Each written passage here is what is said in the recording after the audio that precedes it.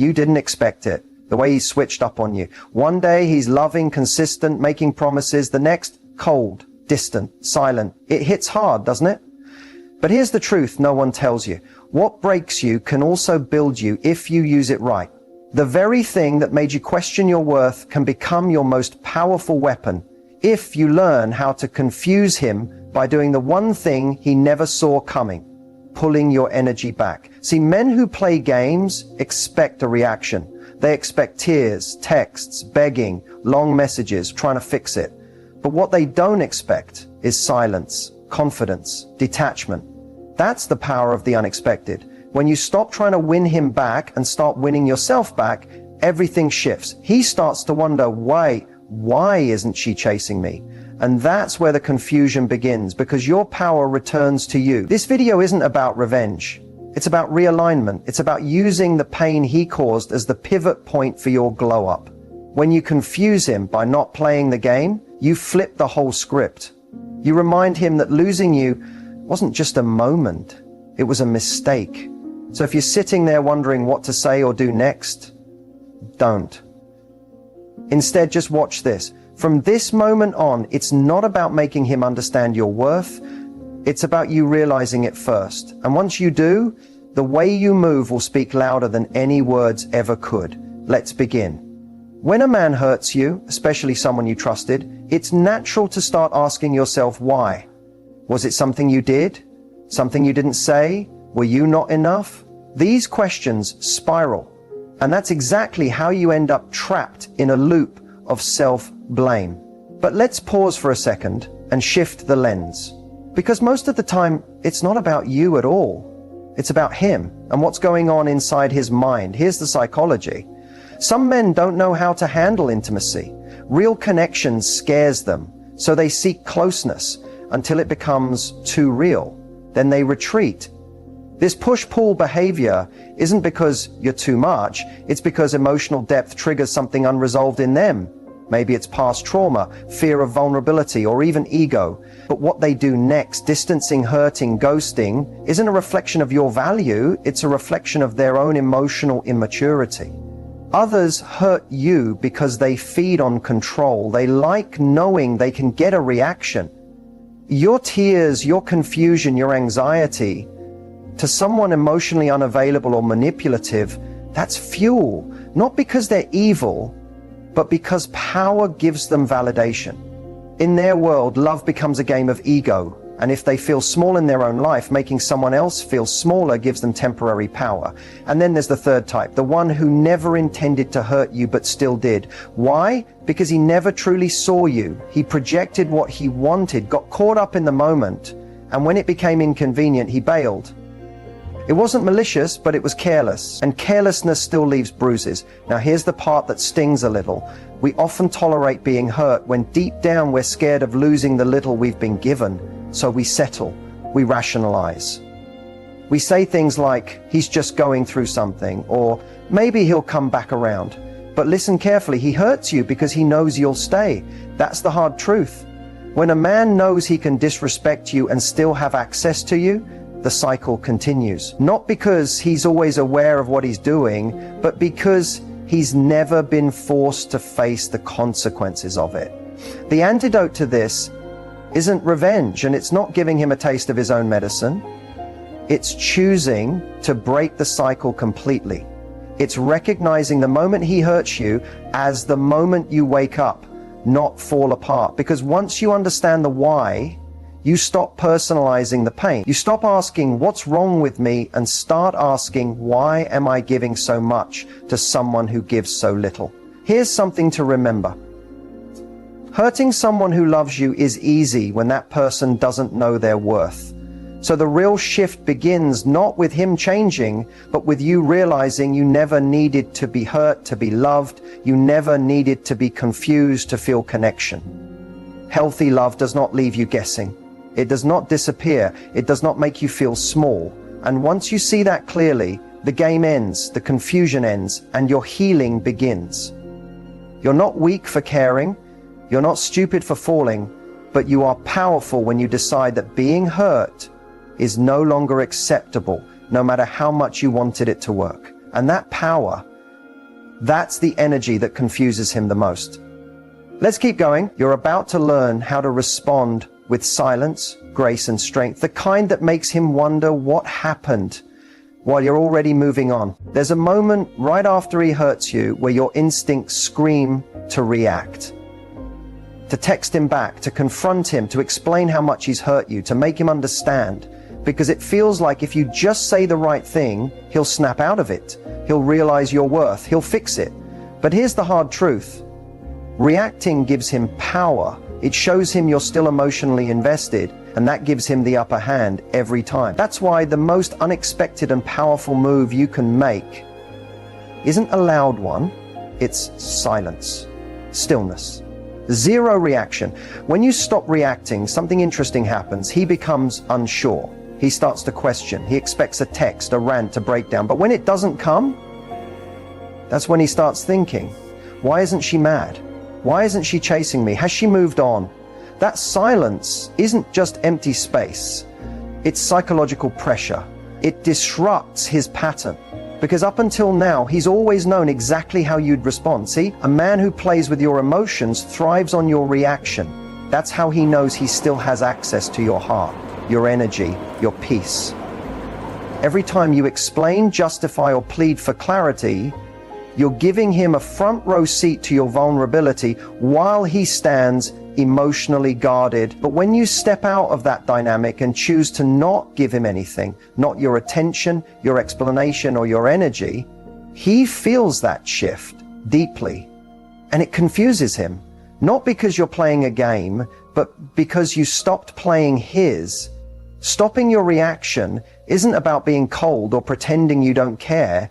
It's about choosing you over proving your worth to someone who already knows it and still chose to hurt you. It's about protecting your peace, because peace is power, and nothing confuses someone who expects chaos more than calm detachment. Let him sit with the silence. Let him wonder what's going on in your mind. While he's trying to figure out your next move, you're already making your next chapter. That's how you take control, not by forcing closure, but by closing the door yourself, quietly, with grace. The silence isn't empty, it's full of self-respect. And maybe he'll reach out, maybe he'll start breadcrumbing again, trying to test if you'll still respond. But here's the twist, you don't need his attention anymore. Because the version of you that needed his validation, she doesn't live here anymore. She evolved the moment she stopped reacting. This doesn't mean you don't feel the hurt. It doesn't mean you don't miss the version of him you fell for. But now you understand that reacting to pain doesn't heal it, it just repeats it. And if you want to truly move on, truly confuse him, and most importantly, truly empower yourself, you stay still, you stay quiet, you stay focused. No more paragraphs, no more over-explaining, no more trying to prove you're the one. Because here's the truth, the second you stop reacting, you become unpredictable. And unpredictability is powerful. It forces people to see you in a new light. It forces him to realize he doesn't get to hurt you and keep access to you.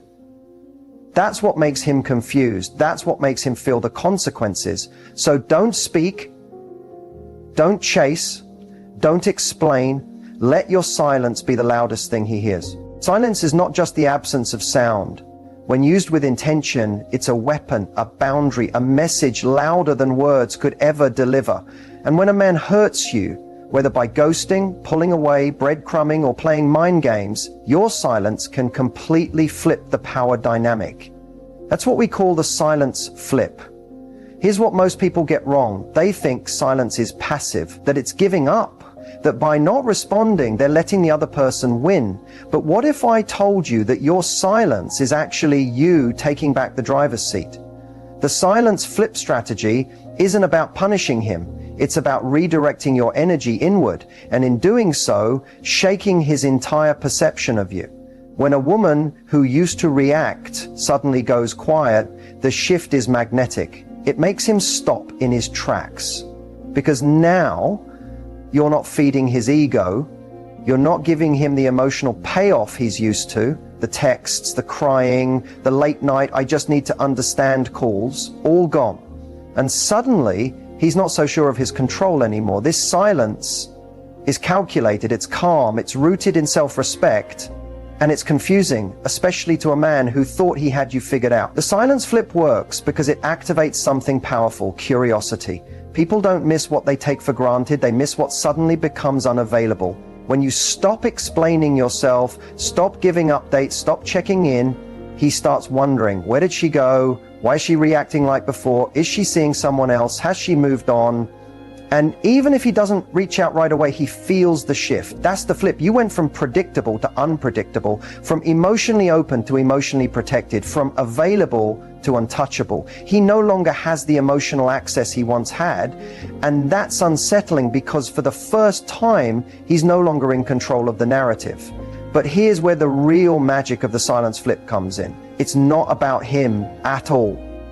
It's about you. It's about reclaiming your mental space, healing in peace, and letting your absence speak the truth he chose to ignore when he had you.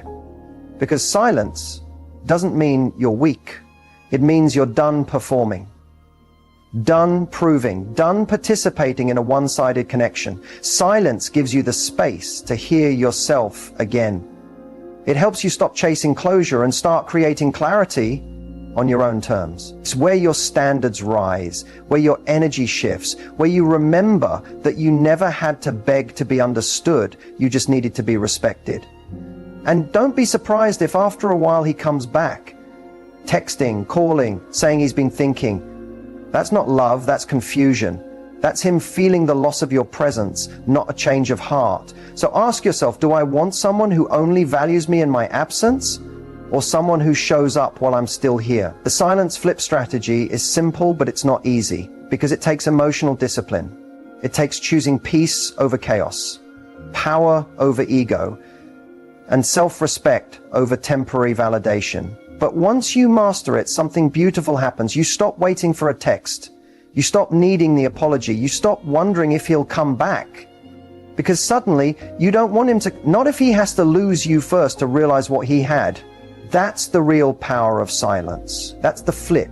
And once you do it, you'll never go back to begging again. There comes a moment, after the tears, the confusion, the late night overthinking, when you stop asking, why did he do this to me? And start asking, why did I allow it? That moment, that's when emotional detachment begins. And that detachment, that's your power. Emotional detachment doesn't mean you don't care. It doesn't mean you're numb or cold.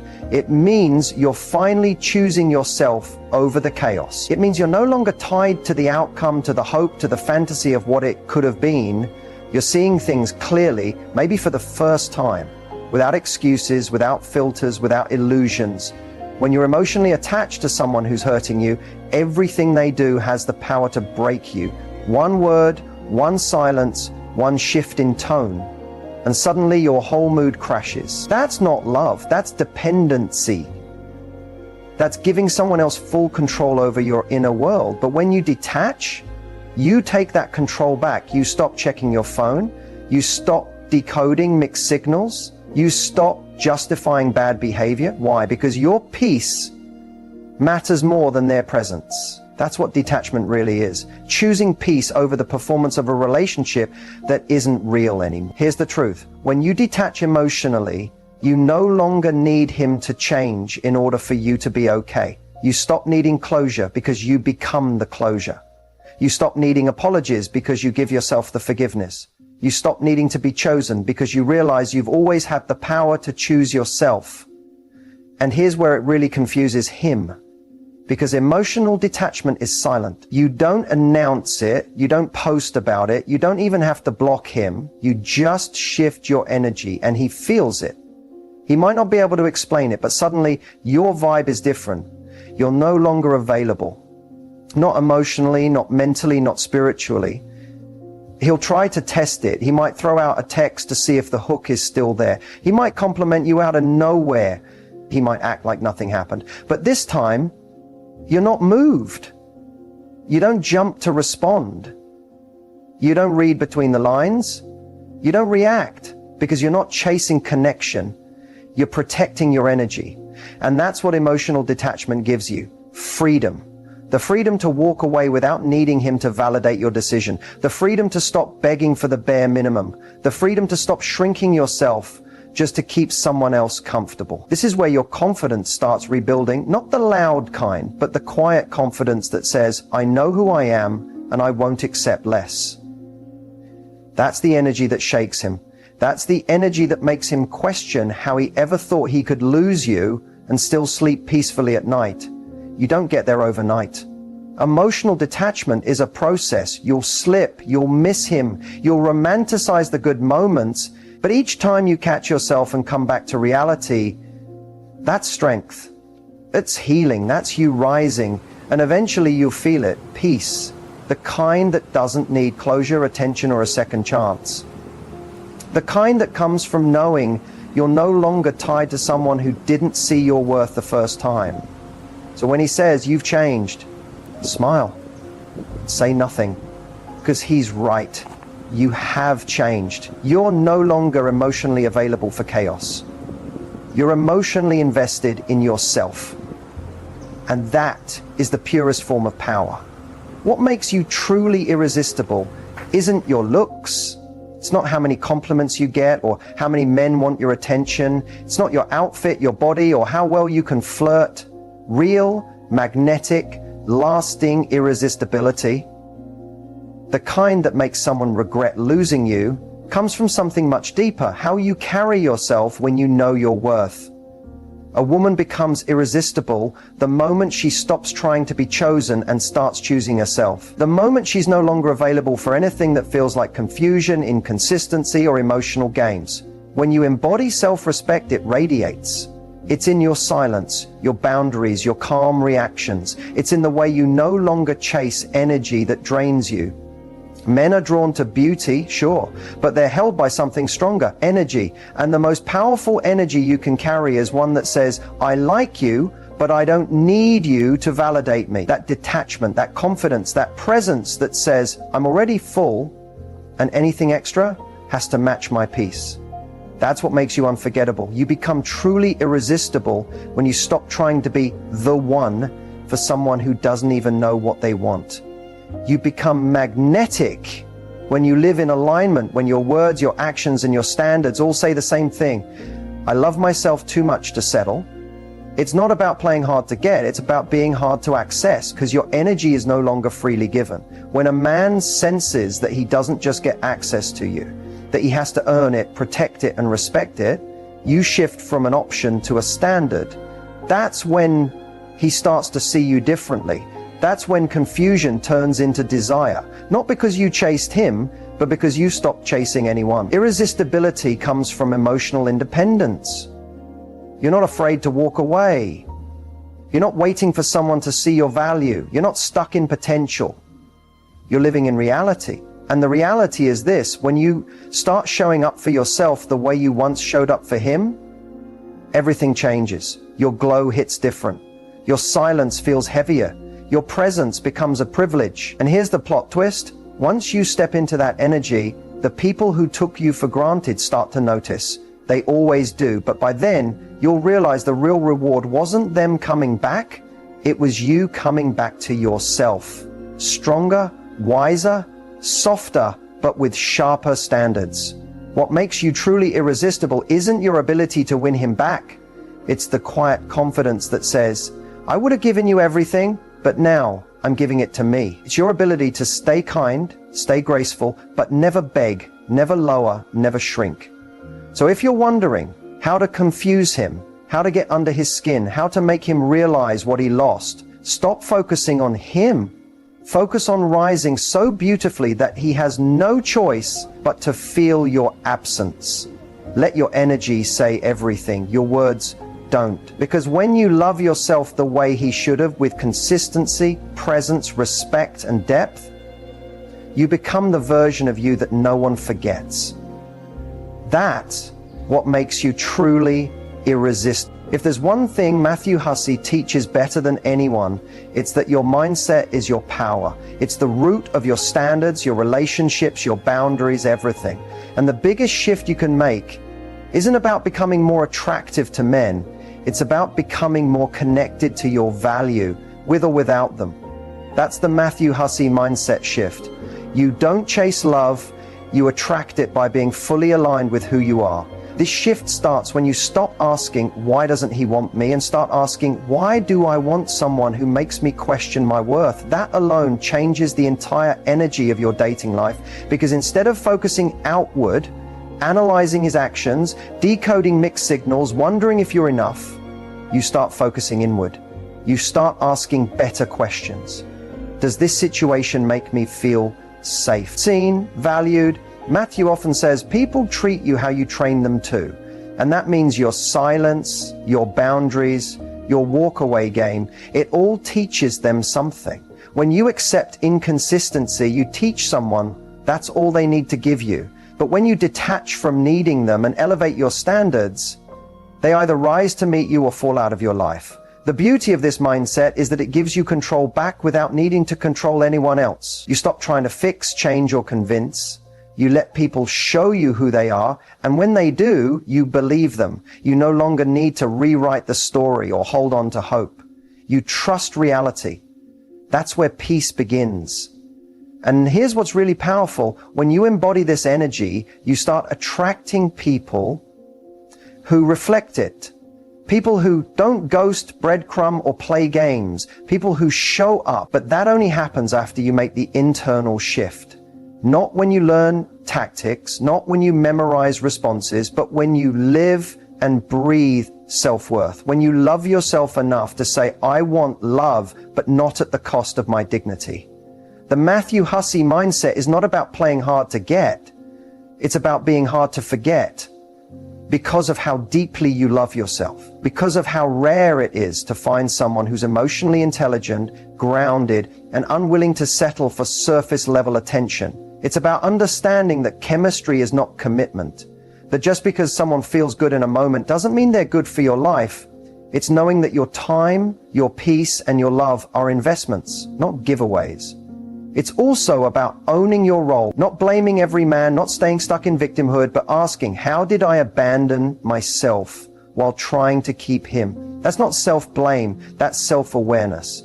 That's where transformation happens. Because once you know how you lost yourself, you can start choosing differently.